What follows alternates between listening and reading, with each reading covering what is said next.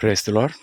अनजाग्रा Christ' लोगोफोर, नैबे गुसुं भिडिअ लोगोफोर, नैबे दारा सिंह बसुमतारी बिथांनि सुंद' टेस्टिमनि बिथाङा इसोरखौ नाजावखांनायनि उनाव गोबाव सम संसार जानानै दङमोन। दा बिथाङा सैताननि नासयनायावहाय गोबां सैनांनानै गोबां अजाफोरजों गेलेदोंमोन।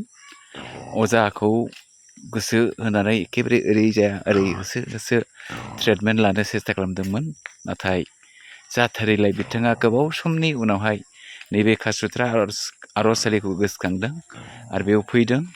बेयाव फैनानै बिथाङा 7 दिन फास्टिं थानायनि गेजेरजों इसोरा बिथांनि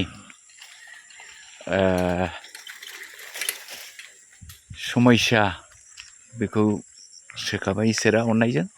मानोना बियो गावनि फिसाखौ जेब्लायबो अनो होननानै बुंदों। दा बिथाङा गुसुं गिर्जायावहाय टेस्टिमनि होदों।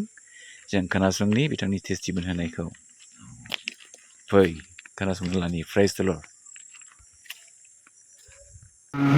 दाखालि सप्ता खनसे सिगां फैदोंमोन आरो बेनि सिगां आङो प्राय 12-13 बोसोरसोनि सिगां आं फैदोंमोन बे जायगायाव। ओमफ्राय आं होमबा बे समाव खृष्टान गोदानमोन। आंनि मुङा दारासिं बसुमतारी। आंनि जोनोमा बै खुंग्रिं जिल्लाया चिराङावनो गोग्लैयो। खुंग्रिं लाइब्रेरि दलापारा होननाय गामियाव आंनि जोनोमा जादोंमोन। ओमफ्राय आङो जोंनि न'खरा गोनां गिदिरानोमोन। ओमफ्राय बे आदा बैसामोनहा मिथिखागौ। ओमफ्राय बेहाय बाप्तिस्मा लाखांनानै आङो 40 दिन फास्टिं थाखांनायनि उनाव आङो बै आयं शिलंआव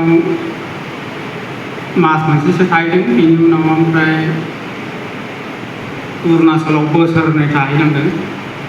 अरुणाचलाव बोसोरनै थाखांनायनि उनाव ओमफ्राय आङो न'नि मानसिफोरखौ हिनजाव नागिरनो थिनबाय। आं थाबाय थानो हाला गोजानाव, आं न'आवनो थानायसै होननानै। ओमफ्राय लोगो हाबा खालामनानै न'आव थाफैनाय जादों आरोखि बेबायदि। ओमफ्राय हाबा लाखांनानै दानिया हिनजावा जाहैबाय बेंटलनि, ओमफ्राय खृष्टानखा आरोखि। बिथांमोना NLC। ओमफ्राय दा आं NLC आवनो दंफाबाय थायोमोन, दासिम दङ NLC आवनो। ओमफ्राय आङो सानदोंमोन, आं बिराद दुखु खस्थ' जागासिनो। दा आङो दाखालि सप्तासे सिगां आङो फैदों। मोनसे गाज्रि अबस्था लानानै फैनो गोनां जादों। आं बेसेबा गोबावसैमोन बाहाय फैयैया। प्राय 12 बोसोरसो जाबाय आरोखि। आंनि खृष्टान हाबजेननाय समाव आं जे खालि फैदों बेनिफ्राय फैनाय जायाखैमोन। दिनै इसोरा आंखौ लेंबोनाय बायदि जादों। बिनि थाखाय हामबाय होनदों इसोरखौ। आंथ' मोजां अबस्थानिमोन, सासे मोजां अबस्था न'खरनि मानसि। ओमफ्राय दा सैताना आंखौ ओरैबायदि नासयदों, मानसिनियाव बियो आंखौ नासयदों। जादु मन्त्रजों बियो गोबां नासयबाय। प्राय 2.5 बोसोरसो 3 बोसोरसो जाबाय आरोखि आंखौ नासयबोनाया। अब्लाबो जे आङो बे खासकट्रा सेन्टारखौ गोसोआव लाबोनो रोङाखै, बिराद दुखुनि बाथ्रा आरोखि। आं गोबां पापफोर मावनाय बे खासकट्रा सेन्टारखौ गोसोखाङालासिनो अजा बेजा मा सैतानफोरनि खामानिखौ लानानैसो आङो खामानि मावफ्लांबाय थानाय जादों। बिनि थाखाय इसोरखौ बिराद निन्दिनाय जादों आरोखि। आङो थबैनो बे खासकट्रा सेन्टाराव फैयोमोनब्ला आं हयथ' थाखा फैसा बिथिङाव बेबायदि दुरबल जानाय नङामोन। दा आं बिराद दुरबल जानानै दं आरोखि बेबायदि। ओमफ्राय खासकट्रा सेन्टाराव फैनाय लोगो आङो 7 दिन फास्टिं थानानै आं लामखौनो सोखानाय मोन्दों।